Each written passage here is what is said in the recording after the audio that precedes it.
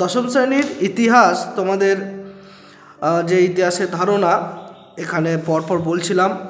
গতদিনে পোশাক পরিচ্ছদ ইতিহাস অবধি শেষ হয়েছে। আজকে যানবাহন যোগাযোগ ব্যবস্থার ইতিহাস সম্পর্কে আমরা জানব।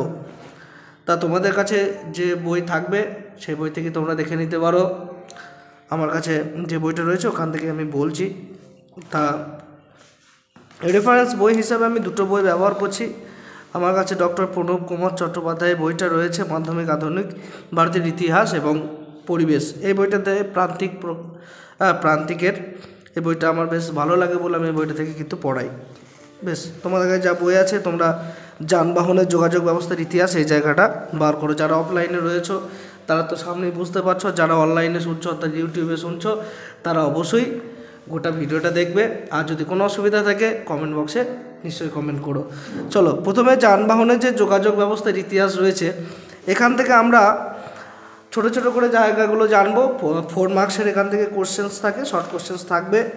তা দেখো, আধুনিক ইতিহাসের একটি দিক হচ্ছে যোগাযোগ ব্যবস্থার ইতিহাস। তা যোগাযোগের 3টি মাধ্যম, তাহলে আমরা যোগাযোগ কয়টি মাধ্যমে করতে পারি? 3টে মাধ্যমে। কি? জলপথ, স্থলপথ এবং আকাশপথ। 1876 খ্রিস্টাব্দে গ্রাহাম বেল টেলিফোন আবিষ্কার করলে যোগাযোগ ব্যবস্থার ইতিহাসে নতুন দিগন্ত উন্মোচিত হয়েছিল। কলকাতা থেকে ডায়মন্ড হারবার পর্যন্ত প্রথম টেলিযোগাযোগ ব্যবহার করেছিলেন শিবচন্দ্র নন্দী। এইগুলো কিন্তু তোমাদের শর্ট কোশ্চেন এমসিকিউ এসিকিউ আসতে পারে, যে কলকাতা থেকে ডায়মন্ড হারবার পর্যন্ত প্রথম যোগাযোগের ব্যবহার করেছিলেন কে? শিবচন্দ্র নন্দী। বেতার যোগাযোগের ক্ষেত্রে 1901 খ্রিস্টাব্দে ইতালির বিজ্ঞানী মার্কনি এবং জগদীশচন্দ্র বসুর ইলেকট্রোম্যাগনেটিক তরঙ্গের উন্নত তত্ত্বকে কাজে লাগিয়েছিলেন। এছাড়া ইমেল, ইন্টারনেট, মোবাইল ফোন যোগাযোগ ব্যবস্থার ইতিহাসকে কিন্তু পুরোপুরি বদলে দিয়েছিল। মানে বেতার তরঙ্গের পরবর্তী যে কাজগুলো হয়েছিল, ইন্টারনেট, মোবাইল ফোন, এইগুলো এখন ধরো রেডিও এতটা চলে না, কিন্তু এর পূর্বে আমাদের কিন্তু রেডিও কিন্তু অত্যন্ত বেশি চলতো। আমরা প্রত্যেকটা মানুষ কিন্তু রেডিও শুনতাম। এখন রেডিওটা রিপ্লেস হয়ে তার জায়গায় টেলিভিশন এবং মোবাইল ফোন হয়ে গিয়েছে। তাই এইভাবেই কিন্তু ইতিহাস এগিয়ে যায় এবং আমাদের জীবনও কিন্তু এইভাবে কিন্তু এগিয়ে যায়।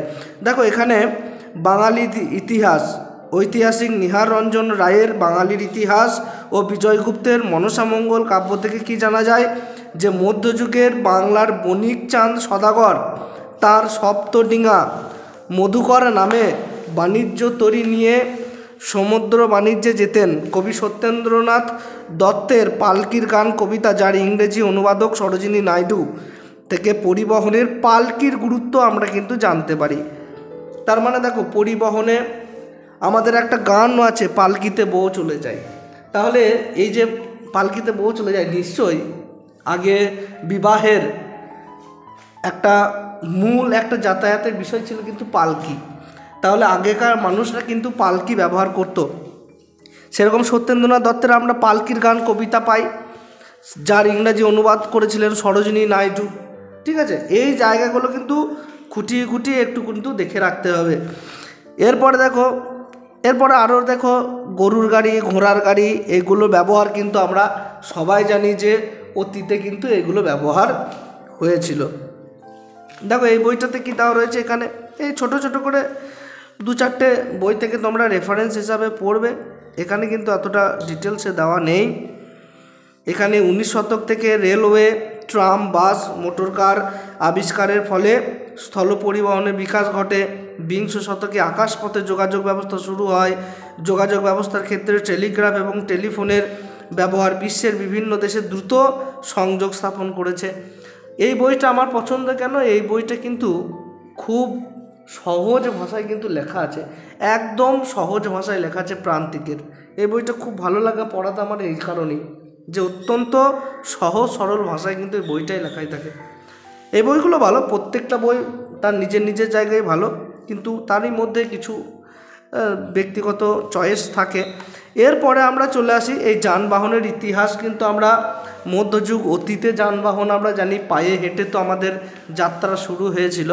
তারপরে ধীরে ধীরে বেলগাড়ি, মানে গরুর গাড়ি, হ্যাঁ, তারপরে ধীরে ধীরে চাকার আবিষ্কারের পর ওই গরুর গাড়ি থেকে শুরু হয়ে ধীরে ধীরে আমাদের এখন পর্যন্ত উড়োজাহাজ চলছে, ট্রেন চলছে, হাই স্পিড ট্রেন চলছে, বুলেট ট্রেন, মানে চাকার ব্যবহার করে এখন অনেক উন্নত হয়েছে আমাদের যোগাযোগ ব্যবস্থা।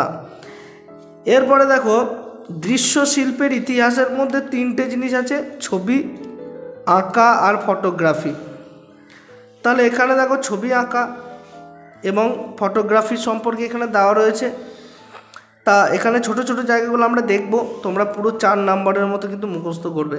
যেমন চিত্রকলা এবং ফটোগ্রাফিকে একত্রে বলা হয় দৃশ্য শিল্প, ভিজুয়াল আর্ট, চোখে দেখতে হবে। তাহলে চিত্রকলা এবং ফটোগ্রাফি আমাদের চোখে দেখতে হয় বলে কিন্তু এটা ভিজুয়াল আর্ট। সম্প্রতি দৃশ্যশিল্পের ইতিহাস চর্চা গুরুত্বপূর্ণ হয়ে উঠেছে। চিত্রকলা থেকে সংস্কৃতি এবং অর্থনীতি বিষয়ে কিছুটা ধারণা পাওয়া যায়। অনেক ছবিতে আমরা কিন্তু বিভিন্ন রাজা সম্রাটদের কিন্তু ছবি পাই, সেখান থেকে আমরা বুঝতে পারি তখনকার দিনের কেমন সমাজ ছিল, অর্থনৈতিক ব্যবস্থা কেমন ছিল, সামাজিক ব্যবস্থা কেমন ছিল, হ্যাঁ, এবং আইনের ব্যবস্থা কেমন ছিল, সমস্তটাই কিন্তু আমরা বুঝতে পারি। অর্থনীতি, সংস্কৃতি কিছু ধারণা আমরা কিন্তু পাই। কলকাতার এশিয়াটিক সোসাইটিতে বৌদ্ধ এবং বৌদ্ধ পরবর্তী অনেক পাণ্ডুলিপি থেকে চিত্রকলার বিষয় কিন্তু আমরা জানতে পারি। যেমন দেখো কালীঘাটের পটচিত্র আমাদের দৃষ্টিগোচর করেছেন উইলিয়াম আর্চার। এইগুলো কিন্তু শর্ট কোশ্চেনের জন্য ইম্পর্টেন্ট। আমি বারবার বলবো, সহায়িকা থেকে মুখস্থ করার থেকে তোমরা বইটাকে ভালোভাবে খুঁটিয়ে পড়ো, এখান থেকে এমসিকিউ এসিকিউগুলো করার চেষ্টা করো। কলকাতা স্কুল অফ আর্ট এর অধ্যক্ষ ছিলেন কে? আর্নেস্ট বিনফিল্ড হ্যাভেল, এবং সহ অধ্যক্ষ ছিলেন অবনীন্দ্রনাথ ঠাকুর। বাংলা তথা ভারতের চিত্রকলার বিপ্লব এনেছিলেন দুজনে, ঠিক আছে। Haven handbook of Indian art নামে একটি বই লিখেছেন।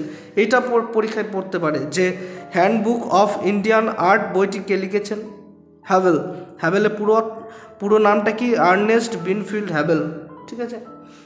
আর একজন ছিলেন সহ অধ্যক্ষ ছিলেন অবনীন্দ্রনাথ ঠাকুর। এরপর আমাদের গুরুত্বপূর্ণ আর একটা জায়গা রয়েছে, যেমন এখানে কলাভবনের নাম কিন্তু আমরা বিশ্বভারতী জানি, শান্তিনিকেতনের কলাভবন।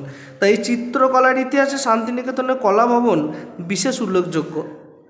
রবীন্দ্রনাথ চলে আসেন আমাদের মধ্যে। যেমন এখানে কি রয়েছে, রবীন্দ্রনাথ নিজেও একজন কিন্তু চিত্রকর ছিলেন। আমরা জানি রবীন্দ্রনাথ 60 বছর পরবর্তী তিনি কিন্তু বিভিন্ন ছবি কিন্তু এঁকেছিলেন। বেশ, তাহলে অন্যান্য যারা চিত্রকরেরা ছিলেন তারা ছিলেন নন্দলাল বসু। আমরা জানি সহজপাঠ যে বইটা ছিল তা সে ছবিগুলোকে এঁকেছেন এই ভদ্রলোক নন্দলাল বসু। রামকিঙ্কর বেইজ অত্যন্ত গুরুত্বপূর্ণ সুদক্ষ চিত্রশিল্পী ছিলেন। বিনোদ বিহারী মুখার্জি, যামিনী রায়, গণেশ পাইন প্রমুখ। গুরুত্বপূর্ণ নাম, সব মনে রাখবে। ফরাসি বিজ্ঞানী নিসেফর নিয়েপচে কর্তৃক ক্যামেরা আবিষ্কারের পর 1840 খ্রিস্টাব্দ কলকাতায় ক্যামেরার প্রচলন শুরু হয়। এটাও শর্ট কোশ্চেন ইম্পর্টেন্ট আছে, 1940 খ্রিস্টাব্দে কলকাতায় ক্যামেরার প্রচলন শুরু হয়। তোমাদের কাছে যা বই আছে তোমরা দেখো, বিভিন্ন বইয়ে বিভিন্ন রকম কিন্তু তথ্য দেওয়া আছে, সব বইয়ে কিন্তু সমান তথ্য দেওয়া নেই।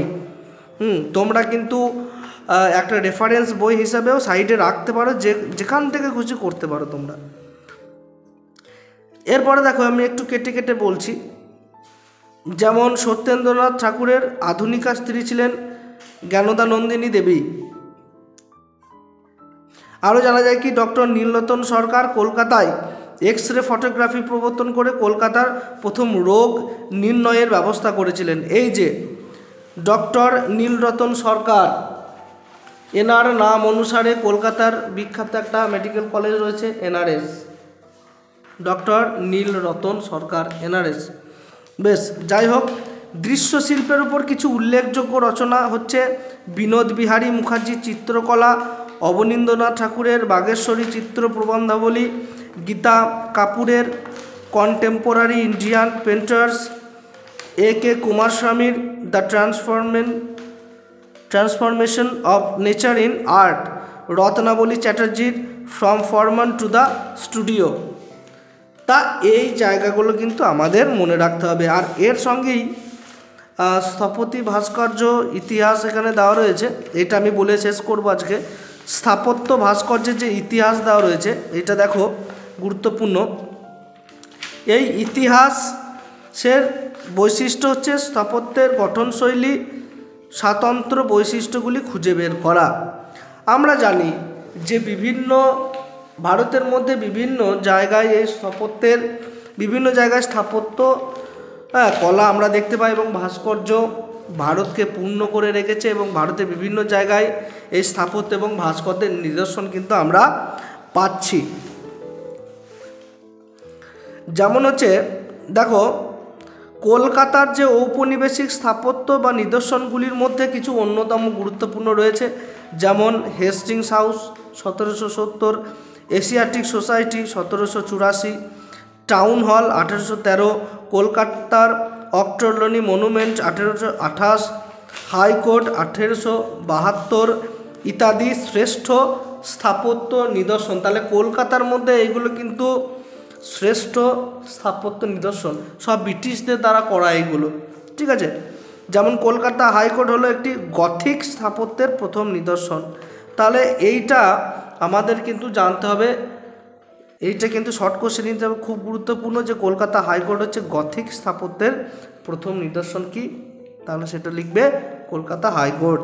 ভিক্টোরিয়া মেমোরিয়াল ইউরোপীয় প্রভাবের বড় কিন্তু দৃষ্টান্ত। এইভাবে তোমাদের 4 নাম্বারও মুখস্থ করতে হবে, সঙ্গে আমাদের কিন্তু এখান থেকে যে এমসিকিউ এসএকিউ হতে পারে সেই জায়গাগুলো আমাদের দেখতে হবে। যেমন বাংলার বিশ্বকর্মা রাজেন্দ্রনাথ মুখার্জি, কলকাতার ভিক্টোরিয়া মেমোরিয়াল হল, বেলুড় মঠের শ্রীরামকৃষ্ণ মন্দির, হাওড়া ব্রিজের রূপকার। তাহলে বাংলার বিশ্বকর্মা কাকে বলা হচ্ছে? রাজেন্দ্রনাথ মুখার্জিকে। তিনি কোন কোন স্থাপত্যের রূপকার ছিলেন? ভিক্টোরিয়া মেমোরিয়াল, এই যে আমরা দেখেছি সাদা রঙের ভিক্টোরিয়া মেমোরিয়াল, এবং বেলুড় মঠের শ্রীরামকৃষ্ণ মন্দিরের, এবং হাওড়া ব্রিজ পর্যন্ত, ঠিক আছে।